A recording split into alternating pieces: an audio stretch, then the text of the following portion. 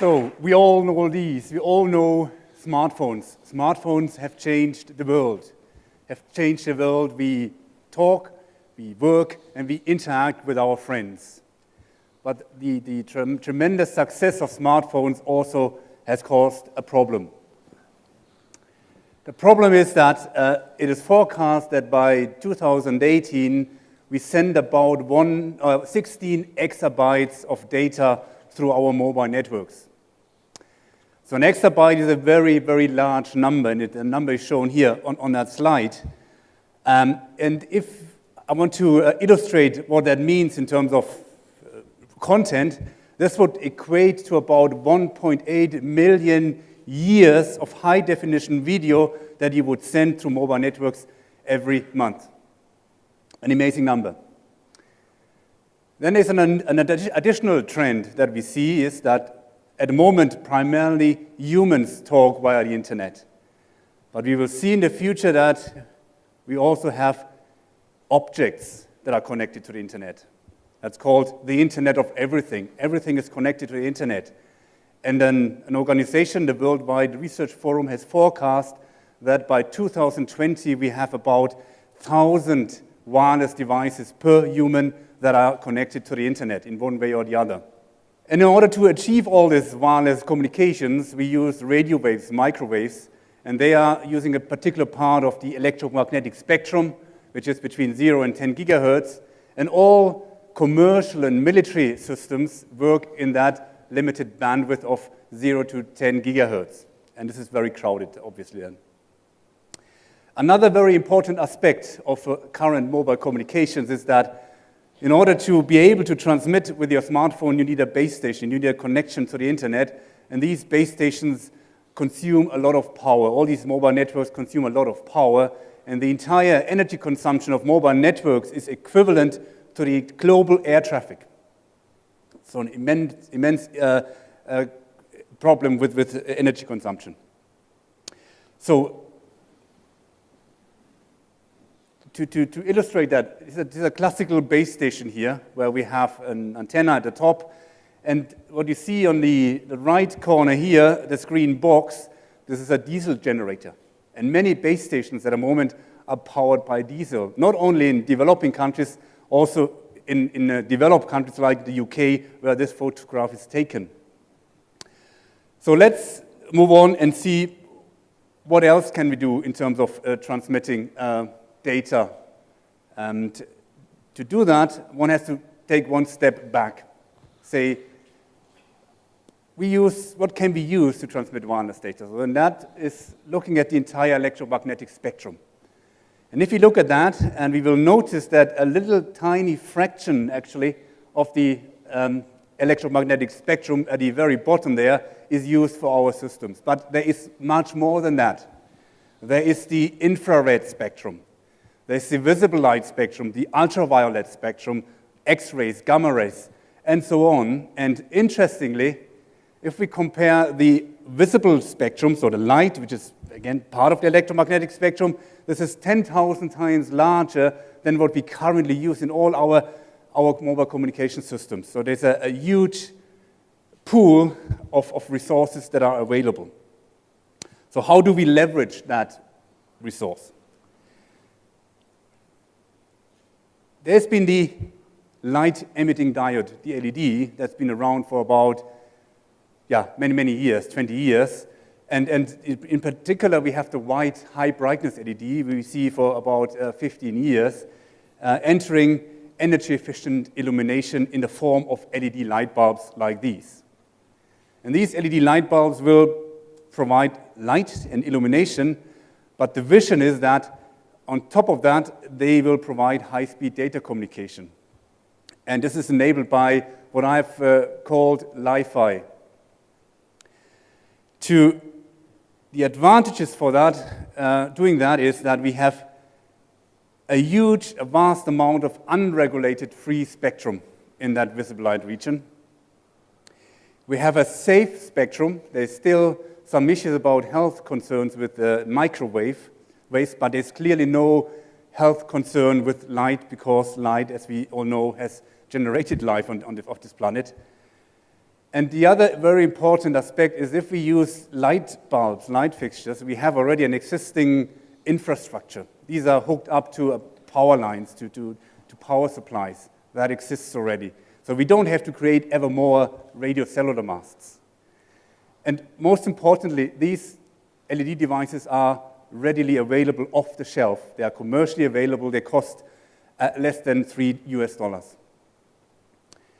So the question is, we have these devices, but how do we encode these data that we send in our emails and our browsing of the internet? So in order to explain the basic principle is that all data at the moment is represented as zeros and ones. So if you see a big file, that is a big stream of ones and zeros. So the way we can transmit via light bulb is simply by turning on the LED when we want to transmit a binary 1. And we turn the light off when we want to transmit a 0. And the LED is an electronic device, a semiconductor device that can switch on and off very, very rapidly. And this is done so rapidly that human eye wouldn't be able to see any changes in the intensity, and that's why it would still be constant light and data transmission would not affect illumination. That's on the transmitter side, but what about at the receiver side? So we need a device on the other end that captures these intensity changes and converts these intensity changes back into a binary bit stream in ones and zeros. So again, we are fortunate that we have existing semiconductor devices, photodiodes, which is so shown here on the left, that would capture the intensity changes and would change them back into the bit streams in ones and zeros. And the thing is, the advantage is that these devices are very small, so we can even put them on a little semisphere and mimic an insect eye, and then have the visibility to look into all directions and capture data from all different directions, which provides unique advantages that, for example, radio frequency doesn't have. But it doesn't stop there. And this is something that we have advanced basically within the last 6 months. And I've shown transmission of a high-speed data stream at a public presentation at TED 2011, but now we have done something else. We have taken off-the-shelf solar cells. Solar cells take photons and convert photons back into electricity and energy. The question we have asked us, if that is possible, would these solar cells be able to capture the changes in intensity such that the solar cell is actually the detector for our binary bit stream? And we have had a very successful result in our labs a few months ago where we have managed to transmit a data stream of 7 megabytes, which is a typical cellular phone, when in good conditions, would be able to achieve. With an off-the-shelf solar cell, we've been able to demonstrate 7 megabytes. So this opens up an entire new field of applications, the self-powered wireless transmission. There is no energy needed. The solar cell could power your device and at the same time act as a receiver. So we believe that that is sort of complementary to 3LED, and we have now a complete system that is able to solve one of these big problems, which is the energy consumption. So you might wonder what is all new about it. And I have my remote control at home to control the TV. That is using infrared, part of the electromagnetic spectrum, and that is using a very low rate bit streams of ones and zeros. In order to enhance the data rate, which is necessary in order to cope with this tremendous data surge, we need to do something else. And what we have done is we have taken, obviously, visible light and have developed algorithms that would allow transmission of binary streams, not in a single stream, but in a multiple parallel stream way. And thereby, we have enhanced the data rates very greatly. So what is the vision for that technology in the future? So it is, in our view, It will be an integral part of cellular communications, where you would have still your base station that would serve a mobile roaming in the streets and street canyons. But as soon as a user enters into a room, into a house, in our view, it wouldn't make sense to be served by a radio base station outside, because the signals have to penetrate through the walls, which create a huge loss of energy from that signal, and it would be much better to be then covered by Wi-Fi. But Wi-Fi spectrum, again, is heavily limited. So therefore, if you are in a room and you are in a well-lit room, it would make much more sense to take these light bulbs to then serve these very high data rates, these very big fat data pipes. So how does it look like in reality? So take a meeting room like this.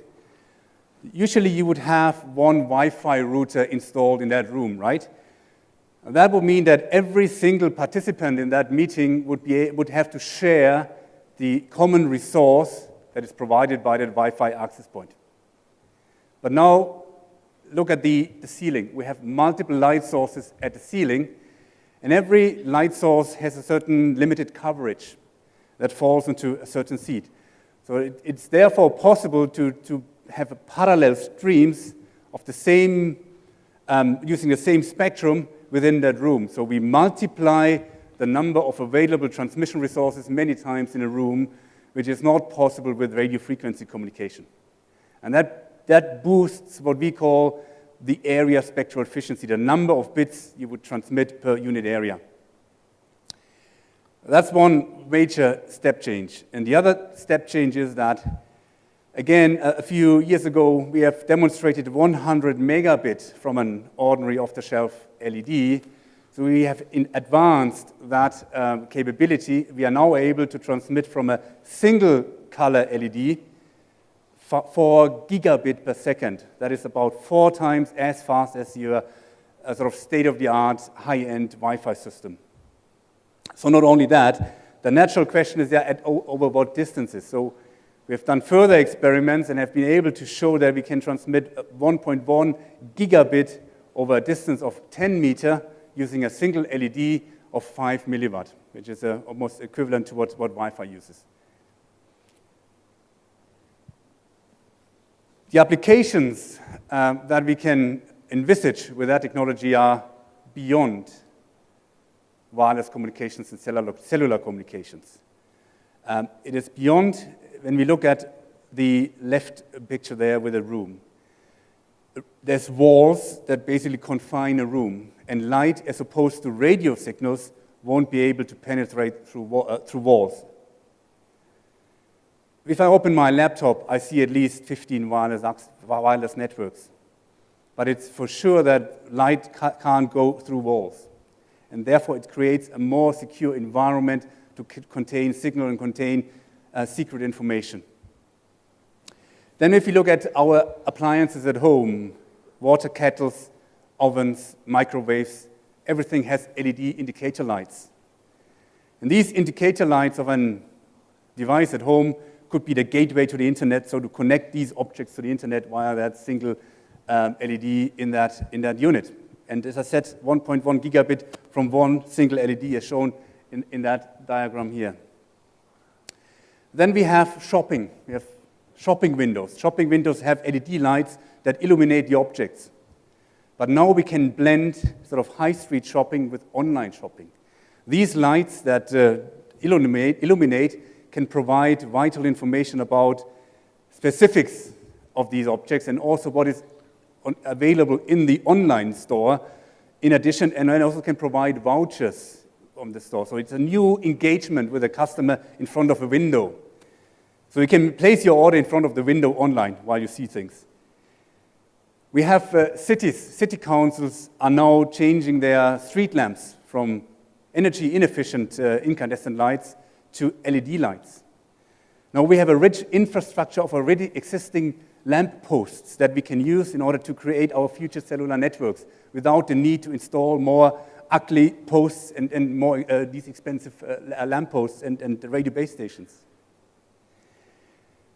We have LEDs in our cars as front lights, as back lights.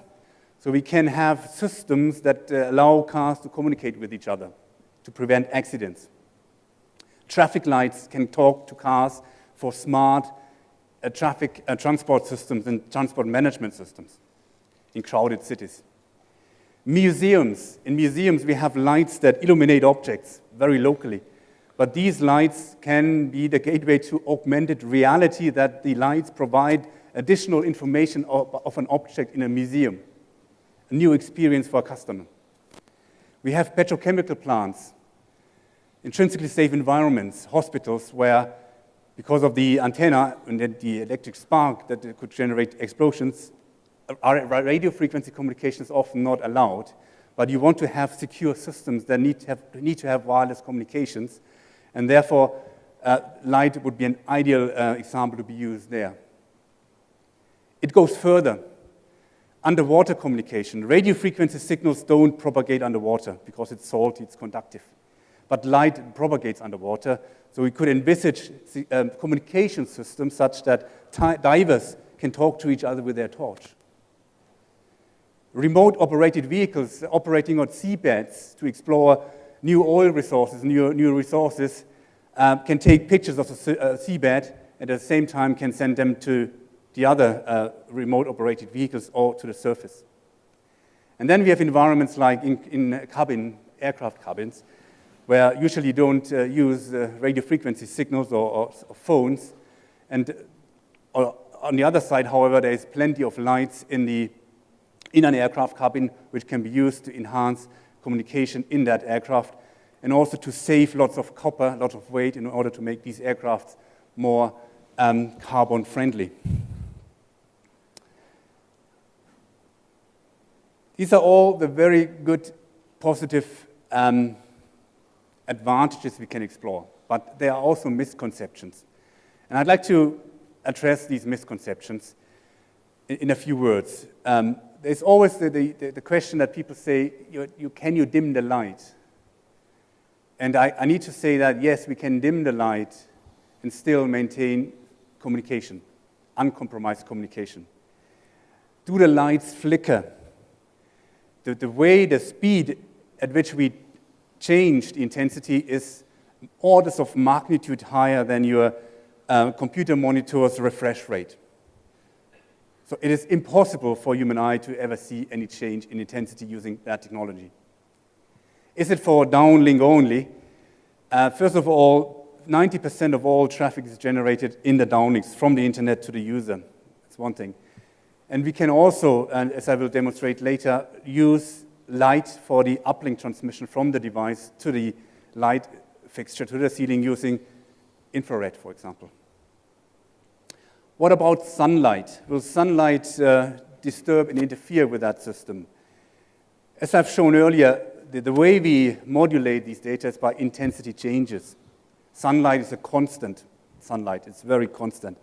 And there's algorithms that could subtract that constant light, filter it out so that it doesn't have an effect. So it would even work under sunlight conditions.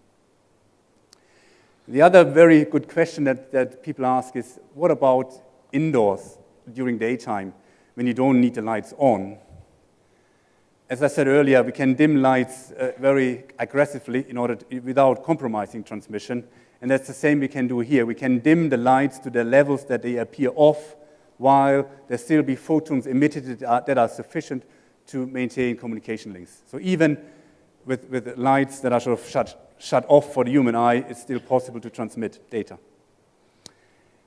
And a further very big misconception is that it's a line of sight technology. So you need to have a connection between the transmitter and the receiver. And I would like to show to you a video now where you will see at the end that it is not line of sight. The Live First offers high-speed, bidirectional, visible light connectivity. The system consists of a ceiling unit that connects to a standard off-the-shelf LED light bulb, and a desktop unit that connects to the laptop via a standard USB connection. The ceiling unit has an Ethernet and power input. It connects to the LED luminaire and modulates the visible light for the downlink. The desktop unit has a visible light receiver and an infrared diode for the uplink transmission. The system operates at 5 megabit per second in full duplex at distances of at least 3 to 5 meters. The distance and data rate depends on the particular LED luminaire that is used. The key IP of pure Li-Fi is the optimal utilization of the optical bandwidth.